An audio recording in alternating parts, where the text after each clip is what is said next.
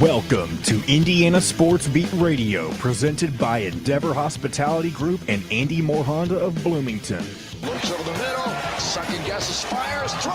Does he make the catch in the end zone? Yes! Touchdown! Oladipo to win it. Another one! He got Another it! one! Oladipo! Another one! Huge hole! He's at the 30! He's gonna go! 10, 5, touchdown! Jonathan Taylor! Galloway finds Rob Finnessy, who fires the three, and he hit it! Now, from the Golf Club at Eagle Point Studios, here's your host, Jim Coyle.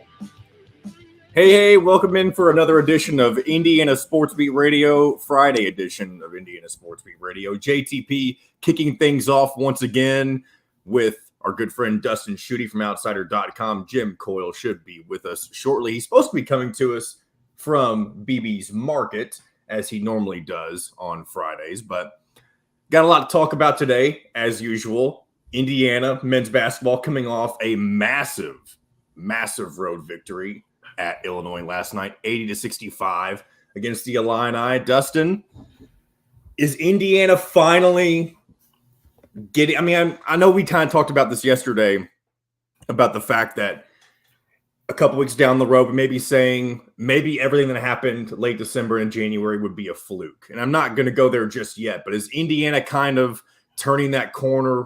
I'm not saying they're becoming a Big Ten title contender again, but are they slowly but surely winning back the national respect of what they once had at the beginning of this season? I think so. I don't know about Big Ten contendership because of the early Big Ten struggles, but that's an interesting question to pose because I don't know that they're in the hunt for the Big Ten title because of the 4 losses. But let me phrase it this way. If they play like they have the last 2 games, they can definitely beat anybody in the Big Ten and find their way into that top 4. I tweeted this last night. I thought that last night's game against Illinois was the best win Indiana has had this season. When you consider North Carolina's struggles early in the year and the fact that that was a home game played at Assembly Hall, Xavier I know has been rolling, but that was also when Indiana was at full strength, early season road win. That's a good win, don't get me wrong. But just to thoroughly dominate that game from the opening tip basically until the final buzzer, like that was something we've wanted to see from this Indiana team. And you got glimpses of it on the defensive end in that Wisconsin game, but not like this. And Trace Jackson Davis, it's funny, John, because Jim and I were talking the other day, you'll remember, is Trace Jackson Davis a better player?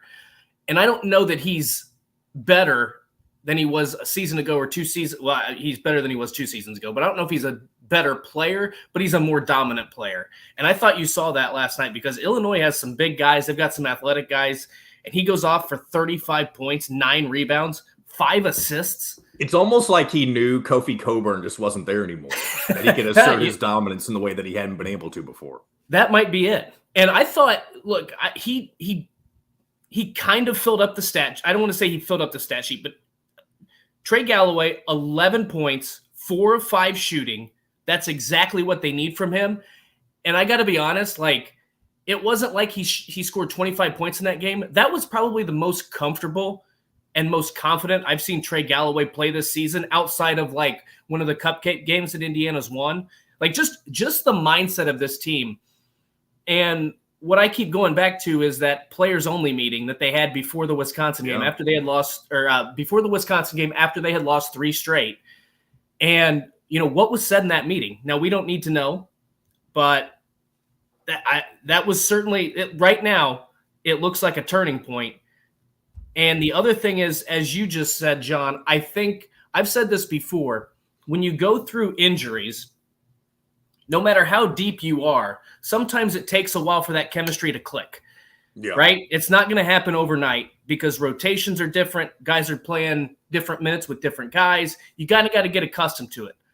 I think now we've seen this team is starting to gel a little bit. They know where guys are going to be, especially on the defensive end. They're starting to find some things offensively. Now, I would still like to see there be a little bit more offensive balance. But if you got Trace Jackson Davis who's in the zone and they're not going to double team him, give him the ball every freaking time and he'll score 40 points. I mean, he can be a threat to score 40 points any given game. So that was as harsh and maybe as negative or real as we've been on Indiana, that was as good a win as they've had this season, and maybe even dating back to last year at the win they had over Purdue at home. Yeah, it's weird to see Indiana dominate in a road environment when really dating all the way back to the Archie Miller era even, they've struggled to win road games in the Big Ten and really just road games in general. And if they're able to churn out more wins like this, they don't have to go and beat every single team they play on the road. But if they can steal all of their winnable road games, or at least a decent majority of them, they're going to be in great shape come NCAA tournament time. Well, look, the next 2 road games at Minnesota, which Minnesota, I don't know if anybody watched the Purdue-Minnesota game. Minnesota's god-awful. I mean, they're terrible. 61-39. There we go. Wow. It was awful. Then on the road against Maryland, which is a tough place to play, and Maryland's not necessarily a pushover, but that's a game you could win, right? Or I would say you put it in the should win. You go on the road Michigan, on the road Northwestern, on the road Michigan State, on the road Purdue. I mean, those are some tough games. But if you can, as you just said, if you can get wins over Minnesota, Northwestern, Maryland, win those games that you're supposed to, and take care of home court, you're going to be in pretty good shape come March. I mean, but that's just the way the Big Ten is this year. And I know people may disagree with this, but I don't really think the Big Ten is as good as it has been in the past. It may be very balanced from top to bottom for the most part, but you don't have, other than Purdue, you don't have any dominant teams, in my opinion. And Purdue is obviously beatable as well. They already have a loss on their record, and I think that's good and bad. It's good for Indiana in the fact that you can go into any game and you shouldn't have to worry about getting blown out, even against Purdue, because it's your rival, obviously. I mean, they got blown out against Penn State, but that was in the midst of their early January lull, if you will. Yeah. But you shouldn't be worried if you're Indiana going into any environment in this conference at this point in the season. No, I wouldn't think so, because Illinois is as tough a place to play as any in the Big Ten. And I mean, that's just, I don't want to say all arenas in the Big Ten are created equal, because some stand out. But if you're able to withstand the pressure of playing on the road at Illinois, then that's a big time thing. And then the fact that not only that, but they played a team in Illinois that had won 4 straight games and was averaging, or their margin of victory was like 16 points. They had won 3 of those 4 games by double figures. So that's as hot of a team as any we've seen in the Big Ten. And yeah, I mean, you can say Purdue's dominant because they got a 2-game lead on the Big Ten. But again, they're 1 play away from being undefeated in the conference. They're also a couple plays away from having 3 or 4 losses. Yeah. So, there's no team in this league that's unbeatable. They're not as top heavy. You don't have the Luka Garzas. You don't have the Jaden Ivies. You don't even have the Geo Bakers anymore. So, you don't have that same sort of NBA caliber talent that maybe we've had the last couple seasons in the Big Ten. But we've talked about it. This is a league where anybody can get you on any given night, except Minnesota. Shout out to Fred for stroking our egos this morning as we get things started here on Indiana Sports Beat. It says we should be the warm-up show, the lead entry warm-up every day. This is the JV team. The JV team. The JV team, yeah. I can't help but notice, Dustin, you're wearing Illinois orange this morning. Was that yeah. No, it was not. I was purposely going to wear this. But not because of Illinois. No. It's comfortable. It's like a crisp 60 degrees outside, and need something light. It's like, what's that line from Miss Congeniality? Her favorite, what's the best date? It's like April 13th or something. Not too hot, not too cold. All you need is a light jacket. That's what I'm feeling like. That's right. All you need is a quarter zip. Winter days. Yeah. Hey, you know what? It got down to the 30s here. We had frost on the golf course. Wow, that's pretty exactly pretty impressive. Frost warning. I'll give you that. Yeah, so also around the Big Ten last night, Michigan State dominates. Maybe we don't necessarily say dominate Rutgers, but they won by 13, 70-57. Maryland takes down Michigan 64-58. And as you mentioned earlier, Dustin, Purdue absolutely ransacks Minnesota 61-39. I really miss Minnesota being a contender in the Big Ten. They have such a great arena with the barn. And I know it's got that weird raised floor and they had the ice rink or whatever underneath. But the barn is probably I don't know if it's my favorite, but definitely the most underrated arena in the Big Ten. If I had to pick something like that. Yeah, I've never been there. I haven't been there either, but I would love to go there. I'd love to go. Well, I'd love to go to all the Big Ten arenas. So I've been to Mackey Arena, Assembly Hall, the Breslin Center, and the Chrysler Arena or Chrysler Center. Chrysler Center, I think, is what's. It might change every so often. I don't know, but I'll tell you what, the Chrysler Center. If anybody's been there, to me, it was not that great. I got to be honest. It was kind of like watching a game from a movie theater, which was very odd. Yeah. It's like carpeted, like the seat. It's like carpet. So it kind of, it just felt like very movie theater-ish. It honestly looks very generic. You were kind of far back from the, like, you know at Assembly Hall, it's like, you're going straight up. Like you feel like you could touch the ceiling because it's just straight up. It feels like you're on top of the court. At Chrysler Center, you are like way back, like you are far away from the court, which I feel like is also how I've been inside Michigan Stadium, but not for a game, it's kind of like the same design. Like just imagine a smaller version of Michigan Stadium. It's crazy. Yeah. I guess it's what they're going for. Iowa kind of is a similar style arena too, but we're not here to talk about everyone's favorite or least favorite basketball. It's just kind of where the tangent went off to whenever I thought of Minnesota. That's easily the first thing I always think of when I think of Minnesota basketball is the barn. The barn, and their student section is always decked out in a bunch of farm animal costumes. So it's very fitting. They really go full throttle with the hard sell there, but. I guess we can go ahead and get to our first break here in a second. Alec Lasley from thehoosier.com is going to join us to get us caught up on recruiting. That'll probably happen in the second segment. We'll go ahead and recap more of the Illinois game during our first segment with Alec. Also on the program, we have Zach Osterman. We have Carter Elliott from Spartans Illustrated, the Michigan State rival site. And we'll see what else we can get going for you here today on this lovely Friday to get your weekend started here on Indiana Sports Beat Radio. You're listening to Indiana Sports Beat Radio, brought to you by Endeavor Hospitality Group and Andy Moore Honda of Bloomington. We'll be right back right after this. We'll be right back to the Golf Club at Eagle Point Studios for more Indiana Sports Beat Radio with Jim Coyle, presented by Endeavor Hospitality Group and Andy Moore Honda of Bloomington. All right, let me get some music. I don't even care if I do it in the stream right now because get some music. I mean, I've as long as it doesn't go over the way that I have my setup, I don't care. You're going to hear me fooling around with this for a second. This is my go-to song, if you haven't noticed, whenever I have little or no amount of time to think of something. I always go back to this one. Whoops. Getting a little behind-the-scenes action if you're on YouTube this morning. There you go.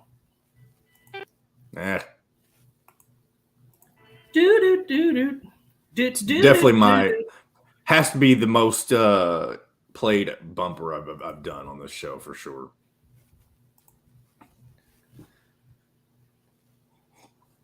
And it's called Ball. It's got a basketball on it. So especially when we're talking basketball, I typically go back to it. I like it. All right, what else is going on in the comments? Oh, Jay LaGritty says, "Bless your heart, Dustin Frost." Yep. I'm pretty sure that's Jennifer, right?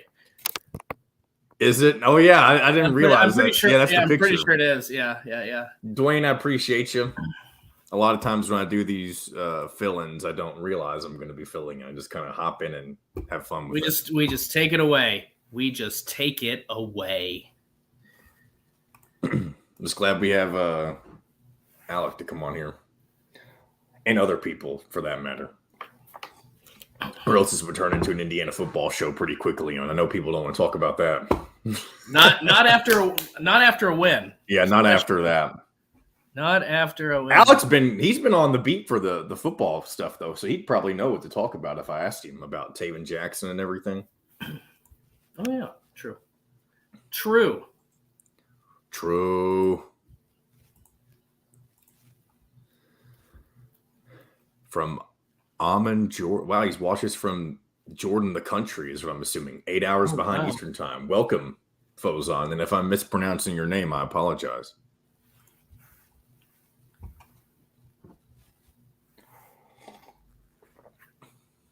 Howie says Jim will be along in a minute. He pulled a hamstring getting out of bed. See, this just helps. This just helps my case in terms of the 40-yard dash.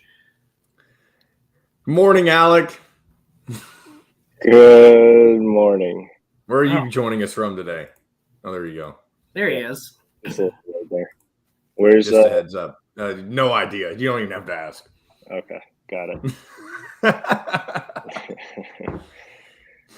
Oh boy, just another Friday. Just Another Friday. All right, I'll go ahead and bring us back in. Attentive service, Southern Stone Restaurant provides delicious 5-star comfort food with a Southern charm at 2-star prices. Southern Stone Restaurant is part of Endeavor Hospitality's Wow Club. This segment is brought to you by Southern Stone Restaurant. Now back to the Golf Club at Eagle Point Studios for more Indiana Sports Beat Radio with Jim Coyle, presented by Endeavor Hospitality Group and Andy Moore Honda of Bloomington. Welcome back, Indiana Sports Beat Radio. This segment brought to you by Southern Stone Restaurant, home of the Don Fisher Show, Inside Indiana Basketball with Mike Woodson. If you all didn't see yesterday, by the way, we have a wonderful little clip up on our Twitter page. We had Matt Taylor on the show, and he did his Don Fisher impression as if he was doing the coach's show with Mike Woodson, and it is hilarious. So go check that out on Jim Coyle's Twitter page at Jim Coyle ISB. It's definitely worth a listen. Alec Lasley now with us from thehoosier.com. How you doing today, Alec? Good. How are you guys doing? Doing good on this Friday. Dustin Schutte also with us from outsider.com. Obviously, Indiana, massive win at the State Farm Center last night against the Illini, 80-65. Trace Jackson Davis really asserts himself, 35 points. Jordan Geronimo continuing to elevate his game. What are kind of your opening thoughts on what happened last night? Yeah, I think it was, we've spent the last, probably 2-3 weeks talking about how teams have really looked to take away Trace Jackson Davis, double Trace on almost every touch. And Illinois did the entire kind of opposite game plan of that and basically said, hey, you try to beat us and we'll see what we can do. And obviously he was absolutely dominant from start to finish. But, it's very head scratching kind of what Brad Underwood was trying to do. This was kind of the first time that, we've seen Trace be able to take over a game against Illinois because of no Kofi Coburn. And he was able to do that basically from the tip, right? I mean, started off 6-6, started off, I think it was 9-9 before he missed his first shot. Just a completely dominant performance and really no change of game plan when you thought maybe coming out of the half, they would kind of change a few things. Maybe when they went on one of those 9-0 runs kind of midway through the second half to cut it to 11 or 12, that maybe they would change a few things up to take him out of the game, and they really didn't. But so that was obviously the main takeaway that I had. But obviously the help that he got, right? He would not have been able to put together this performance if he did not get the help from Jordan Geronimo, Jalen Hutchefino, and Trey Galloway. Obviously some other guys did a few other things, but the help that he got in the first half from Jordan Geronimo and Jalen Hutchefino really allowed him to take over that game in the second half. And I think Illinois did try to take away those two guys in the second half. I don't think either one of those two scored after halftime. Jalen, I know, didn't score, only had, I think, 1 or 2 shot attempts. So the way that Indiana kind of structured their offense. We heard Mike Woodson talk after the game that 80-90% of their plays were directed towards Trace, and obviously he was able to fill up the score sheet every single possession. It was a good all around performance. Obviously, a few things that still need to be cleaned up offensively, but all in all, right? I mean, I think you look at the last 2 games, and now you have to be excited and a little bit more energized than what you were, at this point, maybe 2.5 weeks ago. And anytime Illinois made a run, I think that based on the things I saw on Twitter, it felt like, oh boy, this is going to be the Iowa game all over again, where Indiana got off to a hot start, playing really well, and then Iowa was able to creep their way back into it. But Indiana, anytime Illinois made a run, Indiana was able to withstand it, regain control of the game. And I think that at times that's something we haven't seen from this team. So to be able to withstand a run, a couple runs throughout the course of this game, and like I said, I'm interested to get your thoughts, because I thought last night that was the best win Indiana has this season when you consider the circumstances. Xavier was obviously a good road win, but they had everybody. It was early in the season. North Carolina was struggling. That game was at home in Assembly Hall. You're without Xavier Johnson. You're without Race Thompson. You play one of the hottest teams in the Big Ten, who had just won 4 straight against some really good teams. I mean, do you think that was one of the best wins Indiana's had this season? Yeah, I mean, absolutely, especially since it was on the road. I don't know if I would go to say it was the best win that they had, but I think it was the most significant win that they had up to this point, right? You're coming off of a really good win, even though it was against a little bit of a shorthanded Wisconsin. Indiana's shorthanded as well, so you kind of take away, some of your best players in that one, and they had a total beatdown of Wisconsin at home.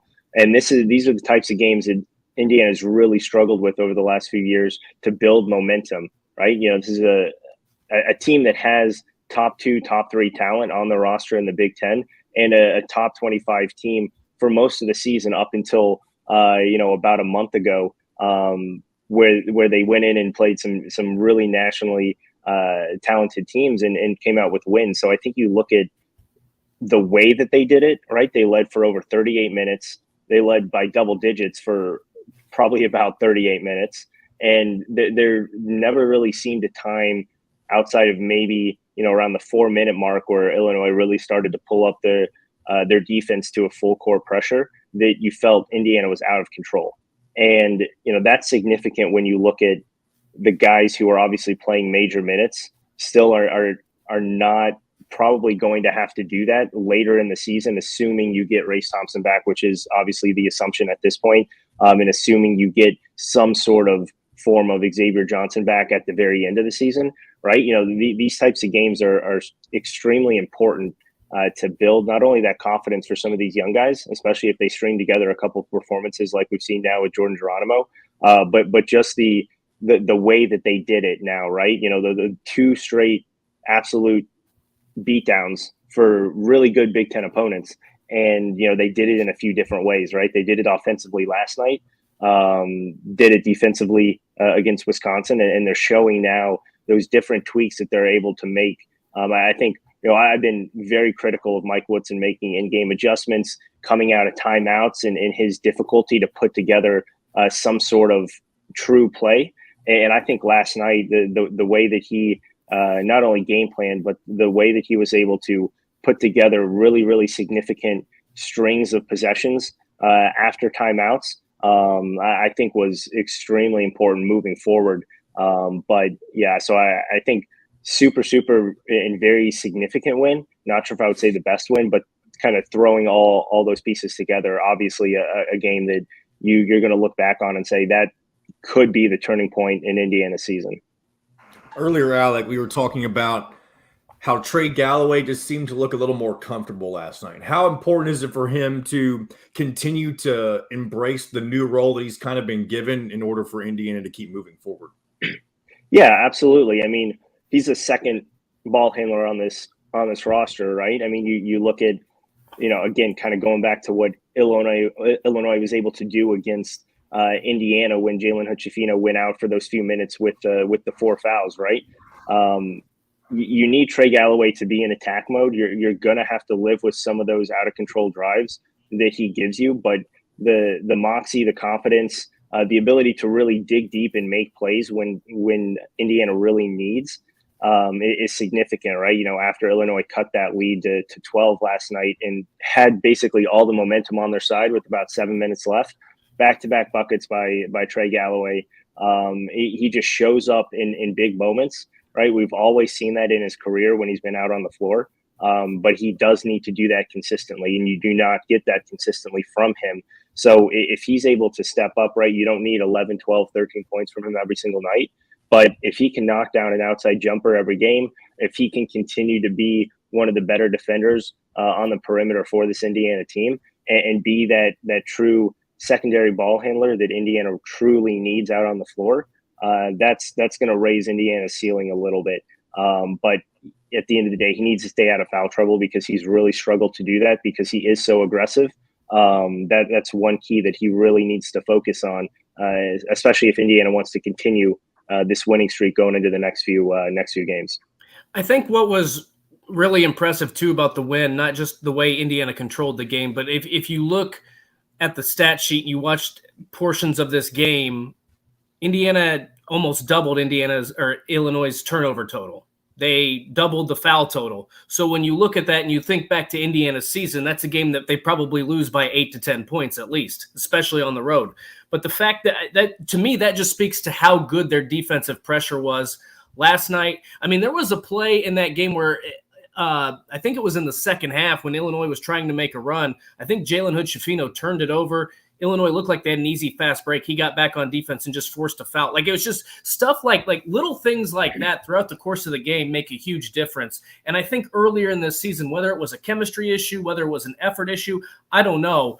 But some of those little things that you're starting to see more on the defensive end, to me, is what makes the difference between this team being 1-4 and potentially ripping off 4 straight wins in the Big Ten. When you talk about beating when they got the win over Wisconsin, the win over Illinois, you got Michigan State and Minnesota. You should be able to win at least 3 of those 4. But if they continue to do those little things, I don't know that they're the Big Ten champion at the end of the season, but they'll be able to beat anybody in the Big Ten. Yeah, and we talked about when Xavier went down, right, what that would do for Jalen Hood-Schifino and the growth that he would have. I think that showed up a lot quicker than what people were expecting. Obviously, it didn't always translate into wins and losses, but I think you saw his confidence growing, not only his confidence, but the team's confidence in him growing. So that's significant, right? Obviously now extended minutes for Jordan Geronimo, Malik Reneau in the past 2 games, and still limited spurts is starting to kind of turn the corner in terms of his physical play, in terms of his motor. And that's significant moving forward. We just talked about Trey Galloway and what his role now means for this Indiana team. So when you get these guys back at whatever point in the season that is, the toughness that Indiana showed in the past 2 games, the ability to really withstand runs, which has been so critical to this team over the last year and a half, is something that you can really build on. And now you throw in either one of those 2 guys, Race Thompson or Xavier Johnson, even if that is, let's say, in limited minutes when they do come back and they don't have the same role as before, that's just going to be an added boost to what the team's getting right now with this roster, the way that it's currently put out there on the floor. And I think you have to do tip your cap to Mike Woodson, obviously, for getting the change in this team's mindset when they really needed it most, right? I mean, they talked about how their backs were up against the wall against Wisconsin, and they truly was, right? I mean, they had gone from number 10 in the country a couple weeks ago to now obviously unranked, dead last, tied with Minnesota at the bottom of the Big Ten, and really searching for anything. Did not have the toughness, energy, enthusiasm that you really need to have to compete at a Power 5 level, to compete in any kind of level in college athletics. And they really turned that around, and that's now kind of their calling card for the remainder of the season. So as long as they continue to do those 3 things, they are a team that could theoretically, string off one of these big runs that we've seen a lot of these teams do kind of around this time and start moving their way up the Big Ten ladder. And now this Indiana team returns home to Assembly Hall later this weekend, take on a Michigan State team coming off a good win against Rutgers. What are some of your thoughts on what needs to happen in order for Indiana to keep this win streak alive, specifically against Michigan State? Yeah, I mean, it's going to come down to that backcourt. I think Michigan State is going to double Trayce Jackson-Davis. I think Tom Izzo always has great game plans, especially when he goes against some of the better players in the conference, in the country, of at least trying to get them uncomfortable. Not to say that he always is able to take away their games, but he makes them truly feel uncomfortable and makes those other guys beat them. So the way that Tyson Walker, AJ Hoggard have been playing for Michigan State, they've really raised their level since the start of the season. And that was the big question mark for Michigan State this year. What were they going to get out of that duo? Were those guys going to be able to step up, knock down big shots when needed? Obviously, we've seen what Tyson Walker has been doing over the last few games. Continued that last night against Rutgers as well. So if Jalen Ochefino and Trey Galloway are able to win that matchup, right, that's going to obviously set Indiana up for extreme success when you look at what Michigan State has in the front court, and that is nothing compared to what Indiana has in Trace Jackson Davis. So if Indiana can keep the careless turnovers to a minimum, something they were unable to do last night, and deal with some of that really, really powerful ball pressure that Michigan State's going to bring in the backcourt, that's going to be the key factor in Sunday's game. Well, and what's going to be interesting to me, Alec, is I understand this is a completely different beast, so bear with me here. But, I mean, Zach Edey had a career day against Michigan State. Everything they tried to do, he eviscerated them in the paint. I'm not saying Trace Jackson Davis is going to do the exact same, but it seems to me like maybe their interior defense, or at least the game plan they had against Purdue, didn't quite work. So that is going to be interesting to me. I mean, do you think that they have the same, Indiana's going to present a similar challenge in that facet, and that Trace Jackson Davis, like, he can, even though he doesn't have the same size as Zach Edey, when he's on, he can dominate a game just as well as anybody in the Big Ten. Yeah, no, absolutely. I think the one factor which is going to be interesting to see kind of how Michigan State plays it is now the increased passing ability of Trace Jackson Davis, right? Over the last month, he's really turned into a very talented passer, especially with his patience, right? It's different with Zach Edey because regardless of if you bring a double team, right, he can still turn over either shoulder and finish or draw fouls. That's a little bit different with Trace Jackson Davis at times, but I think what he makes up for in that aspect is that passing ability. And so I think you're going to see somewhat of a similar game plan that they had with Zach Edey, but they're probably going to bring doubles at different times from different areas, drop down from some of the guard positions, and potentially make some of those wings shoot the ball. Probably not a Miller Kopp, right? But Tamar Bates is really struggling from the perimeter.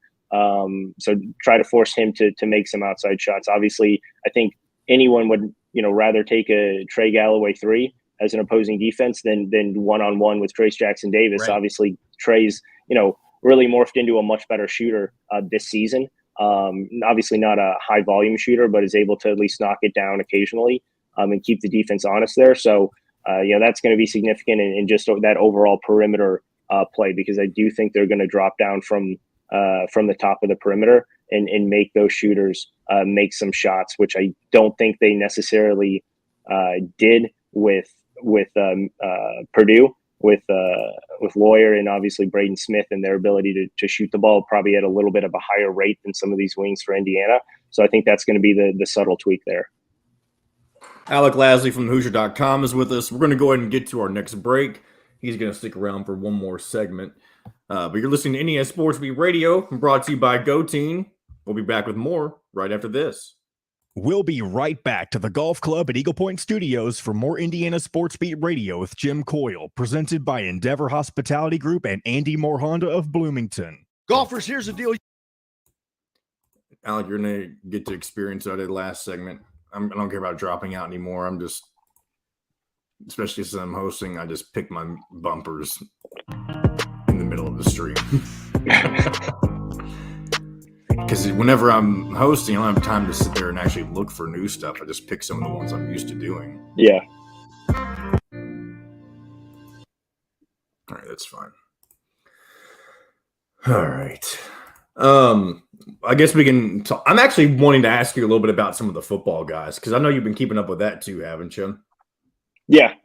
I'll ask you basketball recruiting just because it's, I know you cover both, and I know that's what most people care about, but I'm curious to hear about Taven Jackson and some of what's been going on in the transfer portal as well. So cool. Yeah.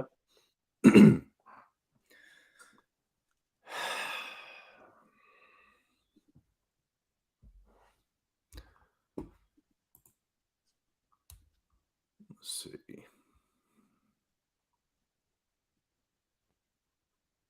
Well, there's also a question that somebody had. I don't know. I guess we can't really answer it, I don't think. But he said he wants to talk about Kopp, as everybody loves to do for some reason. That's been such a topic this week. So why don't he drive to the basket at least a few times? He keeps the defense guessing. It seems he can actually do what he wants to be aggressive. Heck, I don't know. Someone said it's probably coaching, and that's probably true, honestly. If they don't want him to do that, then he's probably not doing that. Yeah, I mean, Mike Woodson talked about it this week leading into this game. I didn't really like his answer too much, but I think they need more out of him. They need him to get a few more opportunities a game, and that's the unfortunate thing. I think obviously he continues to talk about. Yeah, I've seen a couple. I don't get what they're talking about. What's wrong with your mirror? I don't know. It's a circle mirror. I don't know how it could be hung crooked or cockeyed or anything. It's probably just the view of the computer screen here. But maybe it I don't think your mirror looks weird. That's funny. Yeah, but no, they need more out of Miller Kopp, especially if Tamar Bates isn't going to be up to the same level of efficiency that he had been. They need one of those two guys, regardless of who it is. They just need one of those two guys to honestly, as crazy as the Big Ten is, it wouldn't surprise me, and don't take this the wrong way, but there's really no good way to take this. It wouldn't surprise me if Indiana loses by 20 to Michigan State or if they beat them by 20. You know what I mean? Yeah, I mean, I think this may be a different opinion than. Sorry. All right, here we go. A coffee bar, bread, pastries, all made fresh and mouthwatering. Stop by Feast, Market, and Cellar today. This segment is brought to you by Remax Advanced Realty, Indy Home Pros team by Cheryl Sizemore.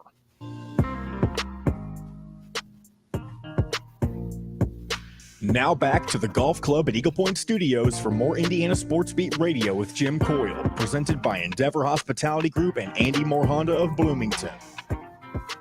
Welcome back to Indiana Sports Beat Radio. JTP currently filling in for Jim. Dustin Schutte with us as always. And Alec Lasley from thehoosier.com still with us. Going to talk a little Indiana basketball and football recruiting. Obviously, I'm not following this on the pulse as much as Jim normally is, Alec, but I know you're always all over it. What have you been kind of keeping up with on the recruiting trail right now? The biggest kind of development has been the kind of newest name. He was an offer back in June, but Indiana really did not push super hard. 2024 5-star guard Boogie Fland out of New York. He's only taken one official visit. That was to North Carolina. A lot of people thought that was kind of going to be the team to beat. Since he took that official visit, Carolina's landed 2 5-star guards. So not to say it takes North Carolina completely out of that, but does kind of have a reset in his recruitment at the moment.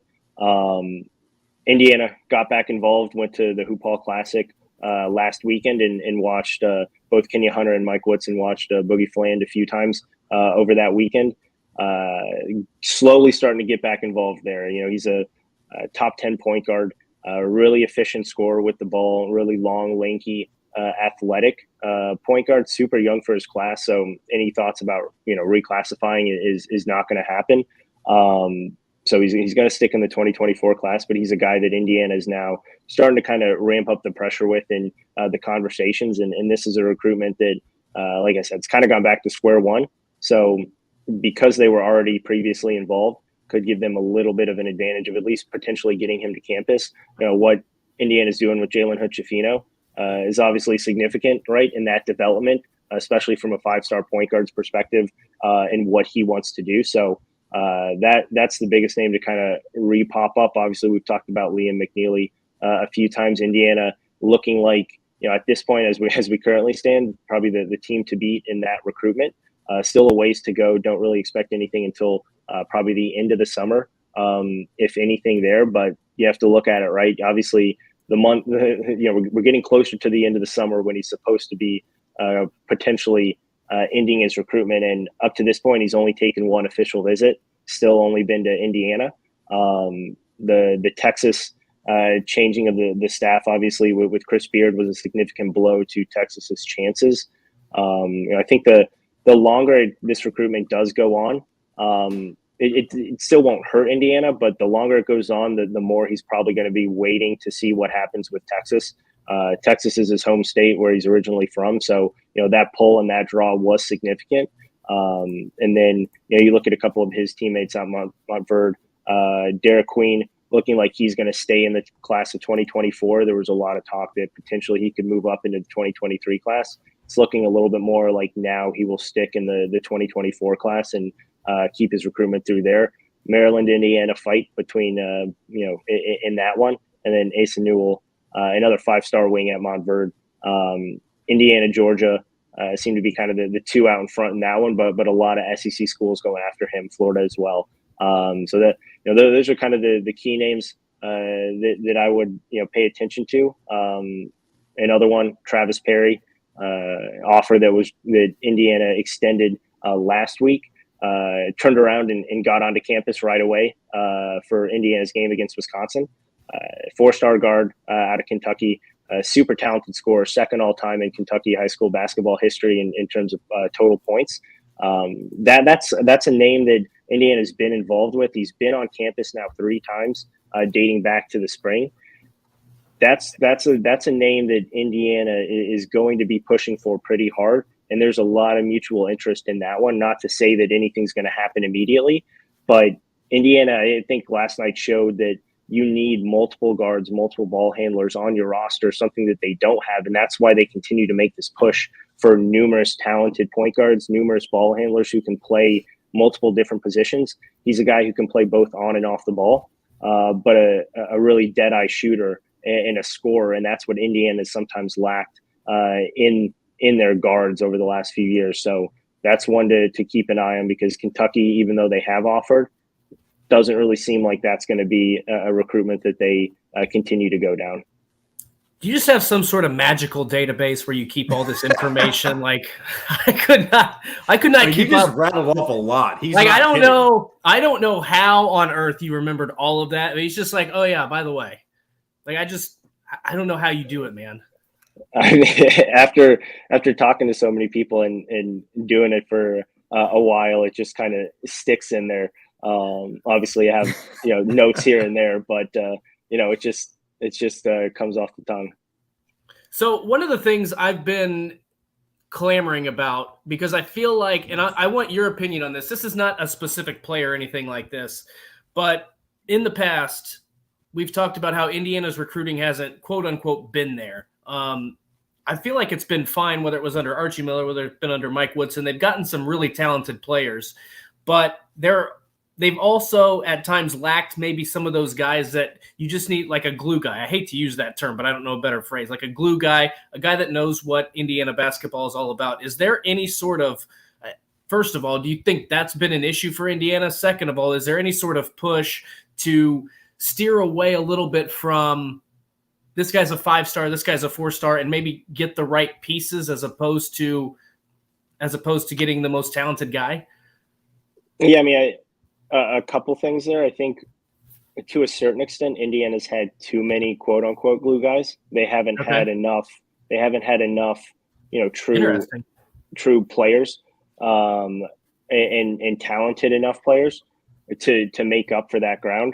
I think this year you look at their roster and they had a good combination of both. The one thing that they've missed out on, which I think in order to compete at the highest level in college basketball, you need potential one and done players on your roster who play significant minutes. And that's what Indiana hasn't had, right? I mean, you look back the last 5-6 years, they haven't really had that.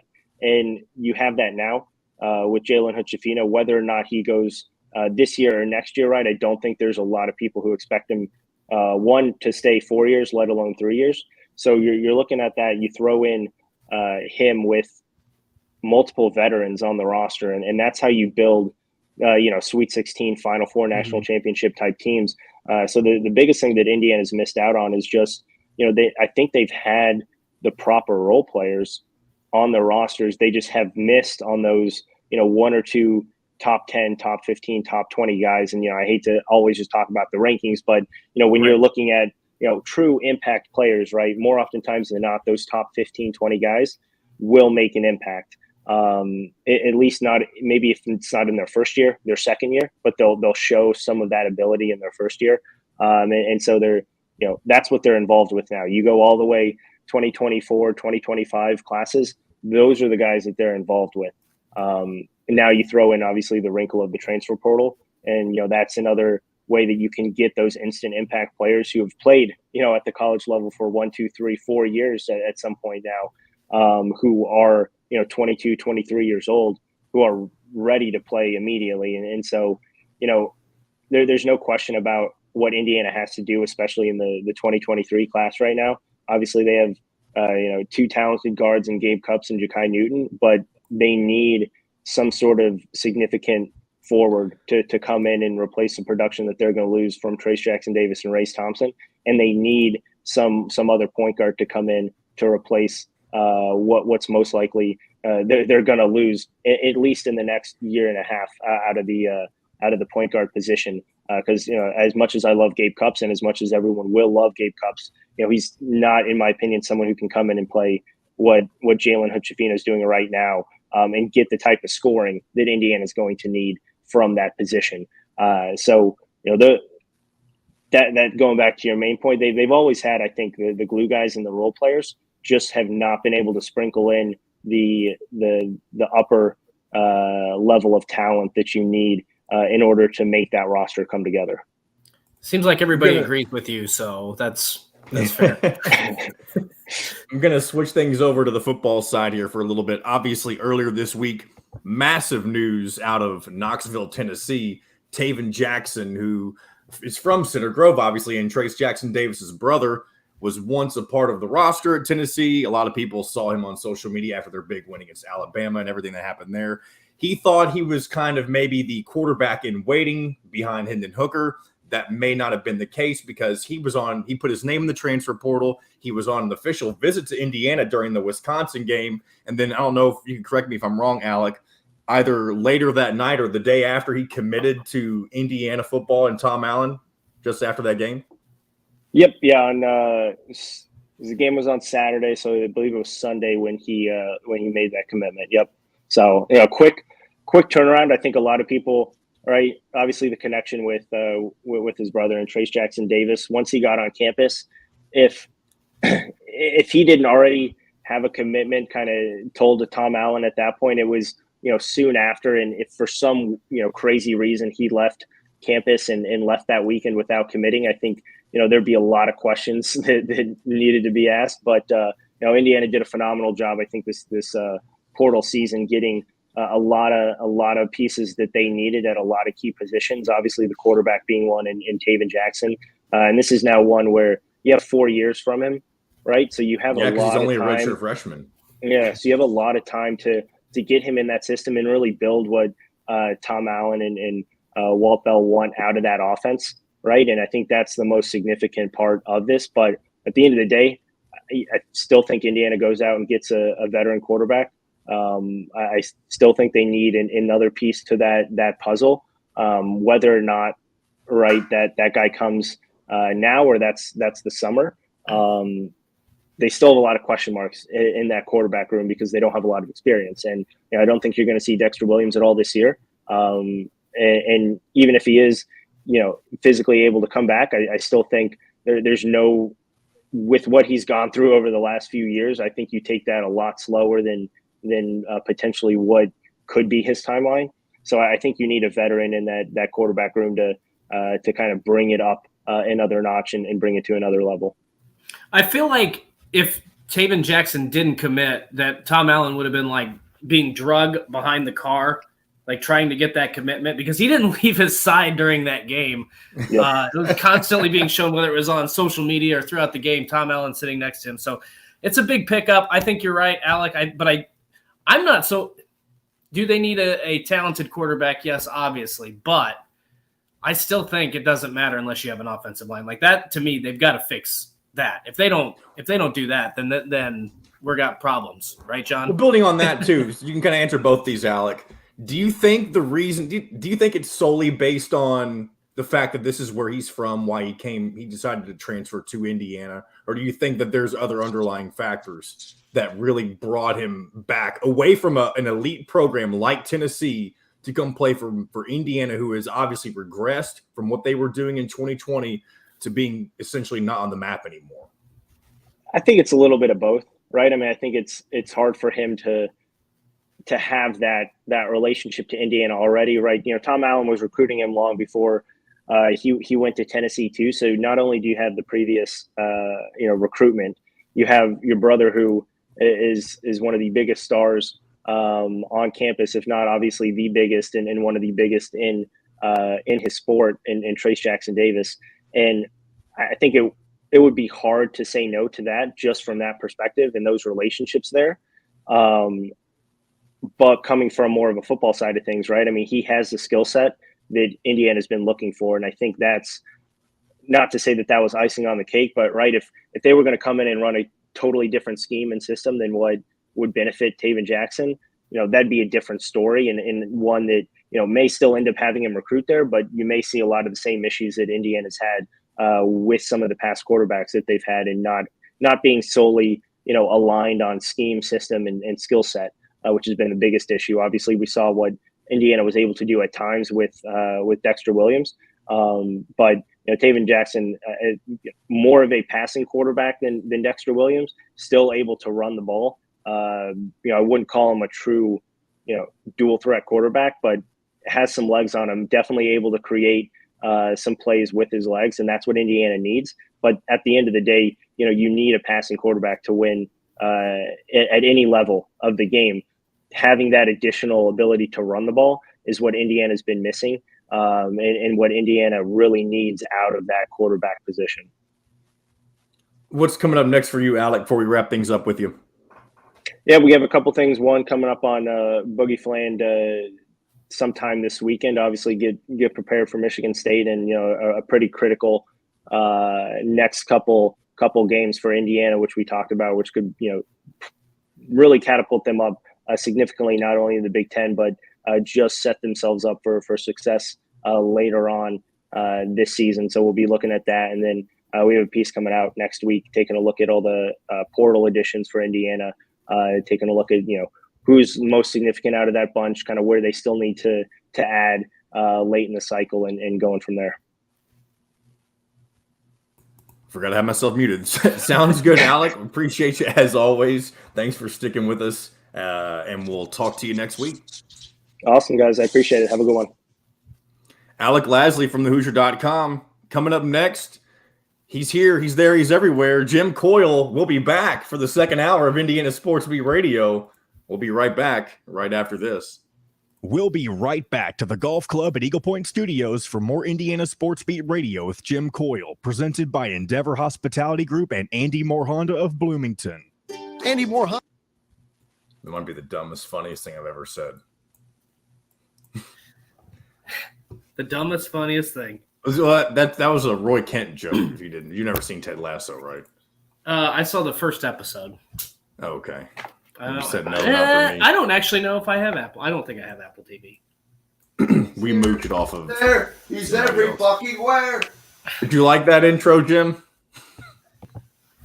Did you not hear me say he's here, he's there, he's everywhere? Jim Coyle joins us in the second hour. I have a Roy Kent shirt, man. You should put it on right now. There you go. There you go. All right, I gotta quickly get some music. What are we gonna do this time? Let's do. Oh boy. Let's do this one. It's called "Coming Home" since Jim's back. I am exhausted.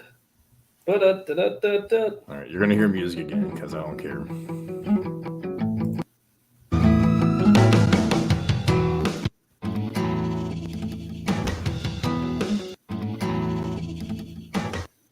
All right, cool. Roy Kent. There we go.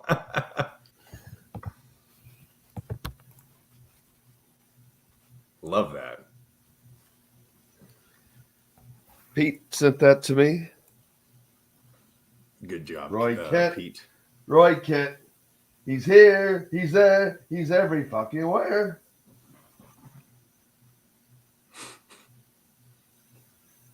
Appreciate it, 5 lefts. All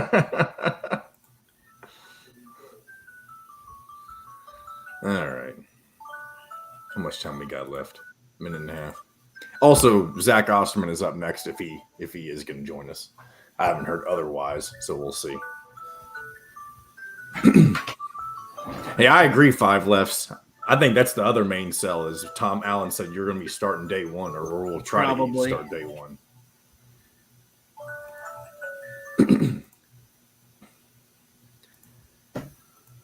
Did your alarm not go off this morning? What was that?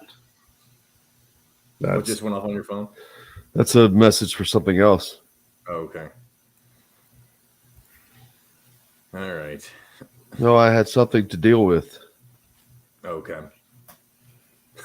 Fred says, Roy Kent, was he in Breaking Away?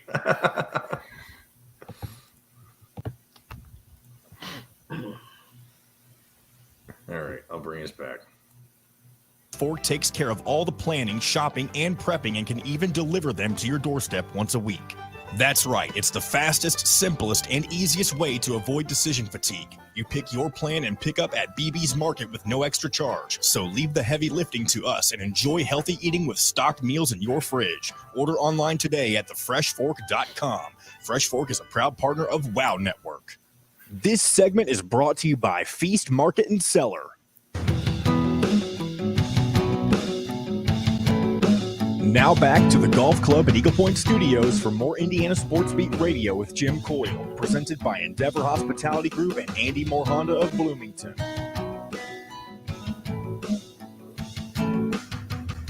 Welcome back, Indiana Sports Beat Radio commentary here on this Friday. My goodness gracious. Feels good to be able to say that. January 20th, and Indiana pulled off the surprise. I think that that might have been their most impressive win yet. I think so.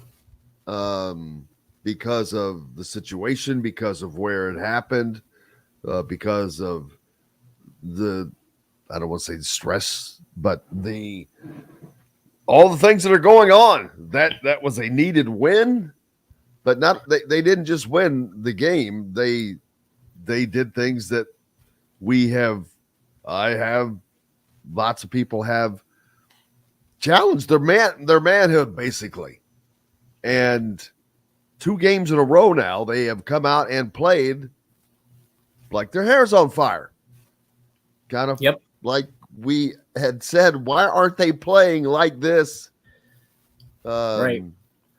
Before. No, that's whatever it's taken to light the fire under George Geronimo. My gosh, I don't know that I've ever seen a player go from and do a 180 basically. Well, I mean, I think you could say something similar about Rob Finney last year. Remember when Mike Woodson said, I'm in your corner. I'm your coach now. I don't know what happened here before, but I'm your coach. And he had the confidence in some of those games. Now he wasn't as consistent maybe as Jordan Geronimo has been these past couple games, but I truly believe that it's just a comfort thing. I think it's a confidence thing with him.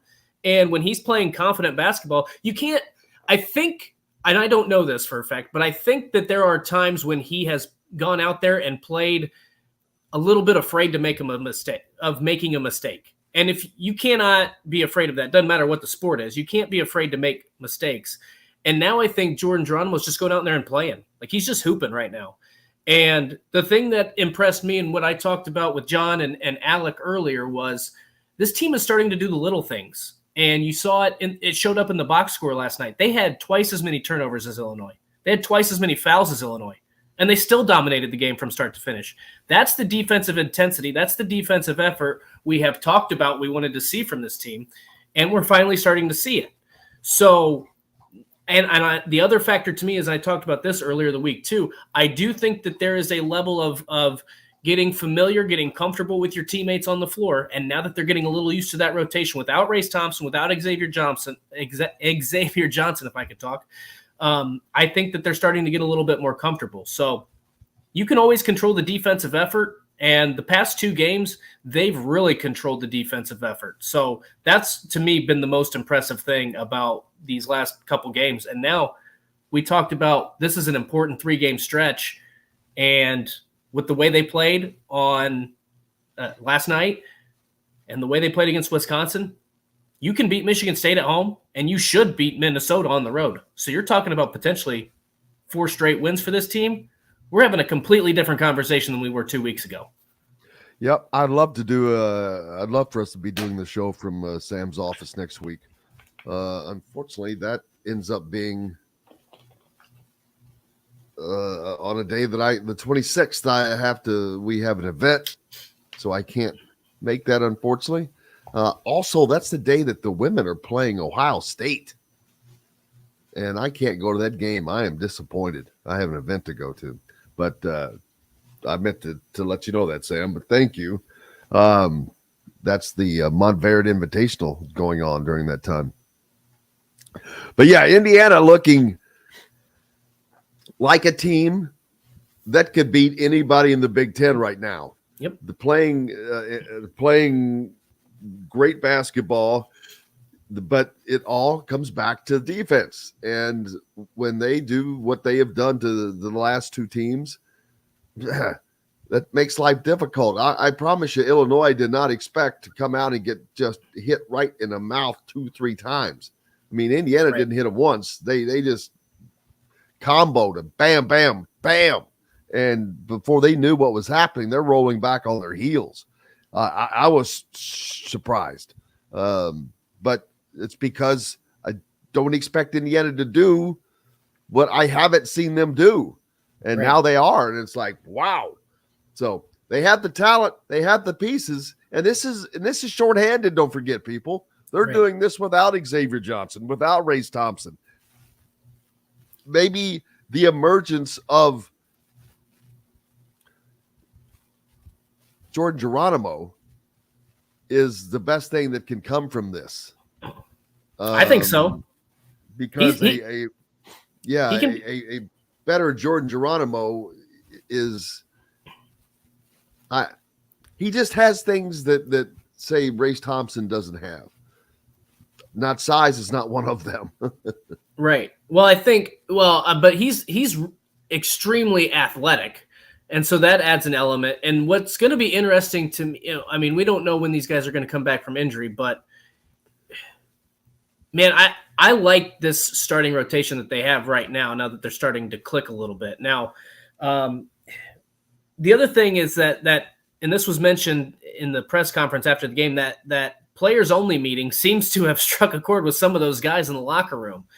So, I mean, there's a lot of things happening right now. We thought that this season during this 3-game stretch could go one of 2 ways. And right now it's looking really positive. Yeah. I noticed that Dustin and I are both wearing similar clothing. Mine's from the golf club at Eagle Point. Mine's from Under Armour. Yeah, I see that. So, but they are very similar. Very, very similar. That's a first. I think that's a first.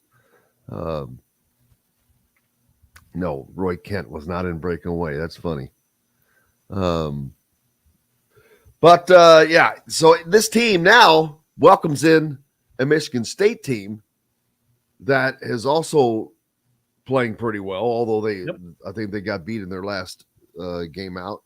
But they got beat by Purdue, and then they just beat Rutgers last night, which is a great win. So it is.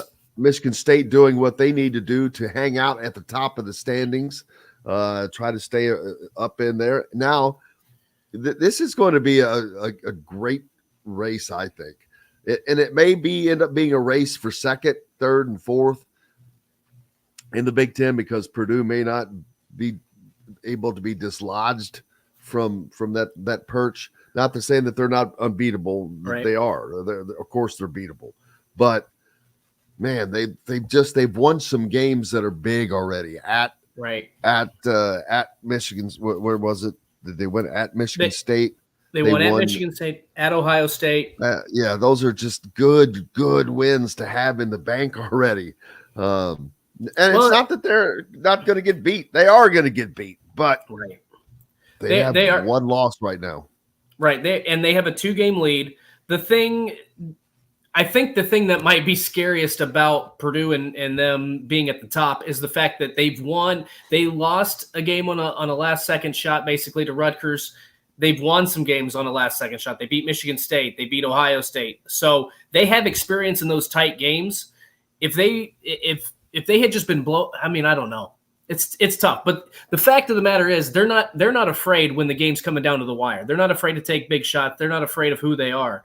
So that's what makes them even tougher to be kind of tested in that way. But at the same time, I said earlier, they're one shot away from still being undefeated in the Big Ten. They're a couple shots away from having 3 losses in the Big Ten. So it's going to be interesting. I think that, now suddenly the way Trace Jackson Davis is playing and he and Zach Edey, I'm really looking forward to that. I know we're getting the cart before the horse there, but that should be a fantastic basketball game if Indiana continues to trend in the right direction like they are right now.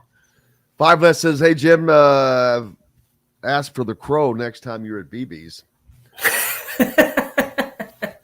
Fair. What? Not really. I don't think I'm eating any crow. I really don't. I'm not said anything about this team that anyone else has not said that has not been true. Well, things change. They have changed. Yes, they've changed the way they're playing, how they're playing, with the intensity that they're playing. Jordan Geronimo is playing, how hard and successful he is. I mean, last night just attacking the game, hitting his first 4 shots, and that was nothing compared to Trace Jackson Davis, who looked like a man on a mission these last couple of games.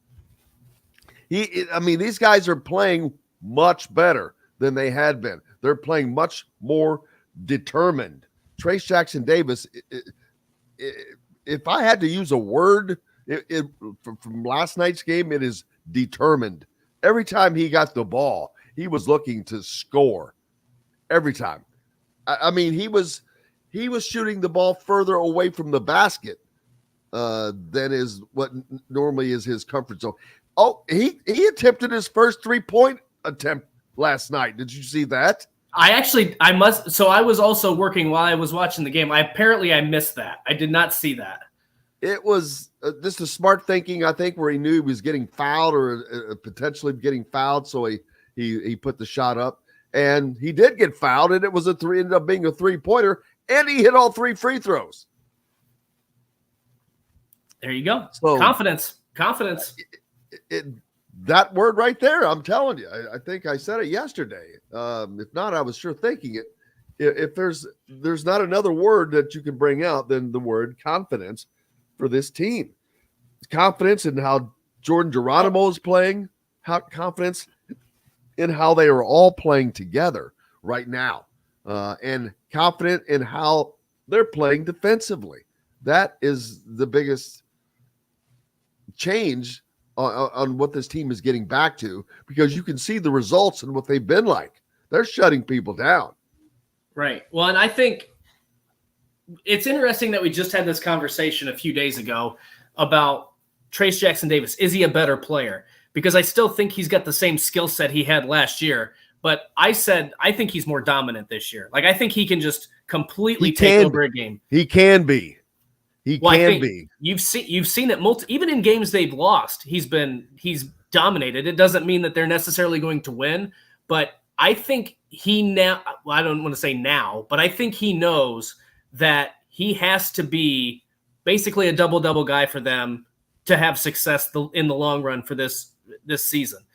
And he is making it, determination's a good word. He is making it personal and willing this team to win games. And when he's dominant in the post, and especially if they're not going to double him, and that opens up some other guys, you don't have to have another guy that scores 20 points. If you can get 11, 8, 10. I mean, this is a team that last night got 5 points off the bench. 5.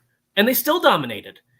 Like, you look at all the things we talk about with Indiana. What did they shoot? 9 3-pointers last night? That's three-point shooting has been a concern at times. We've talked about turnovers. Fouls were not in their favor, but they They did all the little things. It's because he dominated and opened things up. They got 5 bench points, which I think if you would have told me last night, I would have thought they got beat by 8 or 10 points. So when you have 2 guys that combined to go 12 for 12 at the half on the interior, that ain't bad. That's not bad. But they're figuring out. I think what I'm hoping is that Indiana is figuring out how to win games in different ways. But why are you hoping that? What do you mean? Why am I hoping that? Oh, is it not more fun to talk about a team that's winning? Sure. Okay, I'm tired. I'm tired of talking about the same stuff every episode because when they're not playing well, it's the same conversation. But it starts defensively, and that's what I think they've taken away these past 2 games. That if you shut teams down defensively or don't give up 80 points, you're going to have a great shot to win a lot of basketball games in this conference. Tom says if by chance Trayce Jackson-Davis would be back for his 5th year, could or would Indiana try to find a big in the portal who could play the number 4 on offense, the number 5 on defense? I don't think anything's off the table. Man, nothing's off the table. If you can find a guy good enough and wants to come to Indiana, you get him. I mean, there's no one else that you're going to slide into the interior game right now with the way that Jordan Geronimo is playing, and you have Trayce Jackson-Davis, and don't forget you've got Race Thompson. Of course, you won't have him next year, but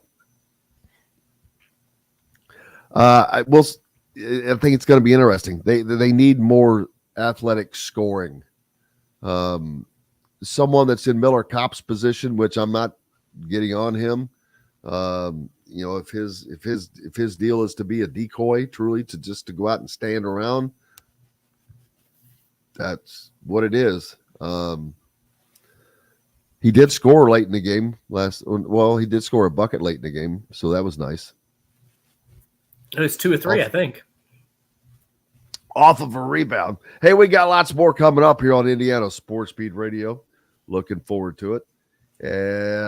Brought to you by our good friends from Endeavor Hospitality's Wild Club and Metalworks Brewing Company. Metalwork can be found at all of the Endeavor Hospitality restaurants, or you can just go right to the source, just off the square in downtown Bloomington, right off of 6th Street, catty corner from Cabello Restaurant. They are tuned into their custom metal art and great making beer. Stop by and enjoy both. We're back with more Indiana Sports Beat Radio right after this. We'll be right back to the golf club at Eagle Point Studios for more Indiana Sports Beat Radio with Jim Coyle, presented by Endeavor Hospitality Group and Andy Moore Honda of Bloomington. If you're looking for a home. All right, up next is supposed to be Carter Elliott from Spartans Illustrated. I guess Zach is probably he was in Illinois last night, so Lord knows He was probably, in Champagne. A lot of people were saying he made some TV appearances from where he was sitting last night. Oh. Well, there you go. So I don't blame him. He's okay. That was a late game, plus. Yep. Yeah. Anytime you're playing Central Time, it's going to be a late game. Oh, yeah. But at least they're home next, and then their next road game it's at Minnesota, so it's Central Time again. Excuse what time me. that one is. That could be a late one. Minnesota. Here's Mr.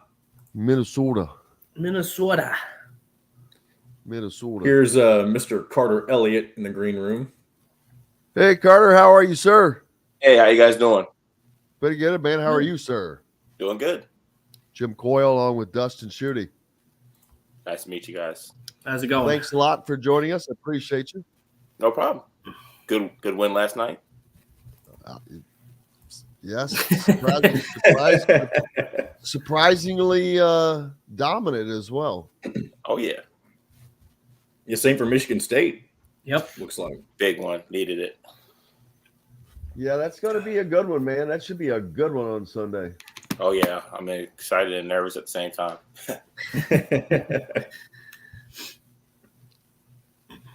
All right, so got about just over a minute until we come back.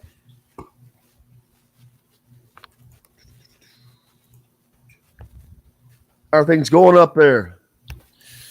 Not too bad. It's not snowing yet, so that's a blessing at this time of the year. Yeah, we. Oh, yeah, Jim, that Minnesota game, 9 o'clock tip. We were just talking about the time. That's will be a late one. Not the one this weekend, but the game after, the road game. In the middle of the week. Yeah, the Michigan State's a noon tip, so that won't be bad at all. Yeah, Indiana has got a weird schedule.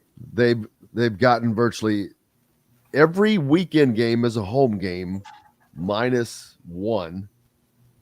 But every weekday game is a road game, and they have tended to be late games.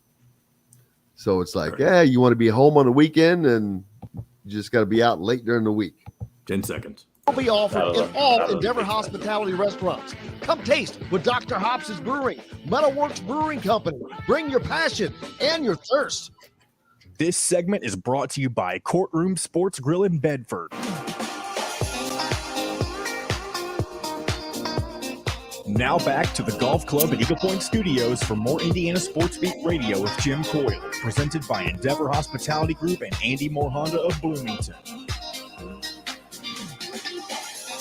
Welcome back, Indiana Sports Beat Radio, coming to you here from the Golf Club at Eagle Point Studios, high atop the 18th fairway on this Friday.